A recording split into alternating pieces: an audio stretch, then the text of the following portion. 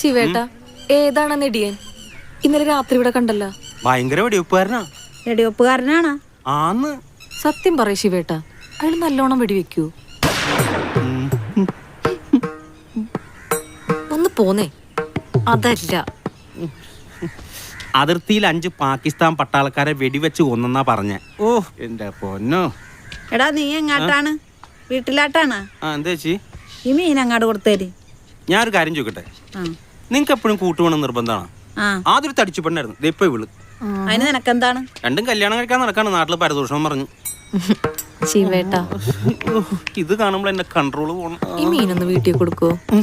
ഞാനേ അമ്പലത്തിൽ പോട്ടെ, മീൻ കൈ കൊണ്ടുപോടൂല. അപ്പൊ നീ ഉച്ചക്ക് മീൻ കറി കുടിച്ച് ചോറിനല്ലേ? ചേച്ചി അത് ഉച്ചക്കല്ലേ ചേച്ചി? ആണാ? ഒന്ന് പോയാ എനിക്ക് വേറെ പണിയുള്ളതാ. ചെല്ല്. ആഹാ, പറച്ചിന് സുഖം കൊണ്ട് അടക്കേൻ. അതിന് നിങ്ങൾ സ്പർശിക്കാൻ നിന്ന് തരണ്ട.